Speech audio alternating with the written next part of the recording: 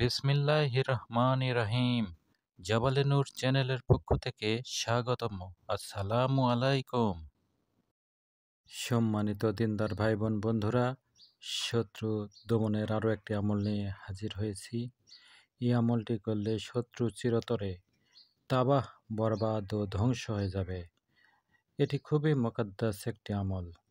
এই আমলের ফলে শত্রু জীবনে আপনার সাথে শত্রুতা করতে আসবে না। সে এমন পেরেশান হয়ে যাবে, এমনভাবে ধ্বংস হবে, আপনার পায়ে এসে পড়বে, আপনার কাছে হাত জোর করে ক্ষমা প্রার্থনা করবে। শত্রু দমনের ধ্বংসের জন্য এই আমলটি খুবই কার্যকরী এবং খুবই পরীক্ষিত একটি আমল। এই আমলটি করতে পারেন আপনার কঠিন কোনো যদি শত্রু থাকে, যার সঙ্গে শত্রুতা করার মতো শক্তি সাহস আপনার নেই। শত্রু সকল দিক থেকেই সে শক্তিশালী, অর্থের দিক থেকে, শক্তির দিক থেকে, জনবলের দিক থেকে সে শক্তিশালী হয়। আপনার উপর বারবার অত্যাচার নির্যাতন করছে, আপনাকে পেরেশান করছে, আপনি কোনোভাবে তার সাথে পেরে উঠতে পারছেন না। তাহলে এই আমলটি করুন, ইনশাল্লাহ আল্লাহর রহমতে শত্রু একেবারেই হালাক, তাবাহ ও বরবাদ হয়ে যাবে। শত্রু চরমভাবে লাঞ্ছিত, অপমানিত হবে। শত্রু জীবনে আপনার সাথে শত্রুতা করার মতো শক্তি সাহস আর পাবে না।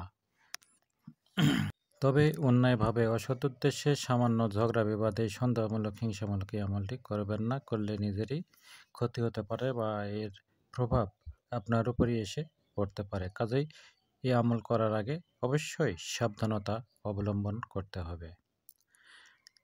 আরেকটি কথা বলে নেই, এখনও যারা আমাদের চ্যানেলটি সাবস্ক্রাইব করেননি, এখনই সাবস্ক্রাইব করে নেবেন, সেই সাথে লাইক, কমেন্ট, শেয়ার করবেন। আর আমাদের জাবালে নূর থেকে প্রকাশিত তাবিজের কিতাবগুলো সংগ্রহ করতে চাইলে হোয়াটসঅ্যাপ বা মোবাইলে যোগাযোগ করতে পারেন। পাক পবিত্র হয়ে নেবেন, নির্জন স্থানে জায়নামাজে বসে এই আমলটি করবেন। যেখানে আমলটি করবেন সেখানে কোনো জীবজন্তুর ছবি থাকা যাবে না, কোনো মানুষজন থাকা যাবে না। আপনি নীরবে, নিরিবিলি এবং নির্জনে এবং গোপনে এই আমলটি করবেন। পাক পবিত্র অবস্থায় জায়নামাজে বসে শত্রু ধ্বংসের নিয়ত করবেন, দরুদ ইব্রাহিম পাঠ করবেন, আল্লাহর কাছে সাহায্য প্রার্থনা করবেন যে হে আল্লাহ, এই শত্রু আমার এই ক্ষতি করছে, একে দমন করে দিন, ধ্বংস করে দিন, এর অত্যাচার নির্যাতন থেকে আমাকে রক্ষা করুন। সাদা কাগজে যে কোনো কালারের কালি দিয়ে এটি লিখবেন। এটি সুন্দর করে লিখবেন। লেখার পর এটি নিচে শত্রুর নাম, শত্রুর মায়ের নাম লিখবেন। নাম বাংলা, ইংরেজি, উর্দু, আরবিতে লিখলেও সমস্যা নেই। শত্রুর নাম লিখবেন, শত্রুর মায়ের নাম লিখবেন, শত্রুর পিতার নাম লিখবেন। লেখার পর এটি ছোট্ট করে ভাঁজ করে নেবেন। নেওয়ার পর এটি আপনি ভারী কোনো পাথর দিয়ে চাপা দিয়ে রাখবেন।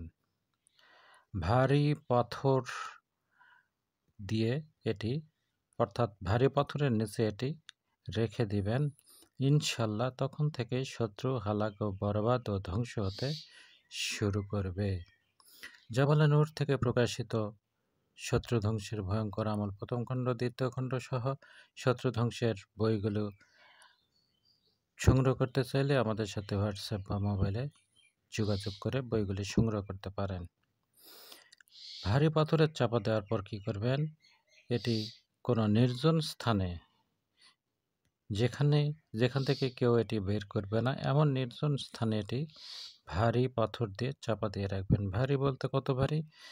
এটি কমপক্ষে তাবিজ বিশারদদের মতে কমপক্ষে 2 থেকে 5 কেজির মধ্যে ওজনের একটি পাথরের নিচে, এটি আরও বেশি ভারী হলে সমস্যা নেই, কিন্তু কমপক্ষে 2 থেকে 5 কেজি ওজনের পাথরের নিচে এটি চাপা দিয়ে রাখবেন। ইনশাল্লাহ আপনার শত্রু তাবাহ, বরবাদ ও ধ্বংস হয়ে যাবে।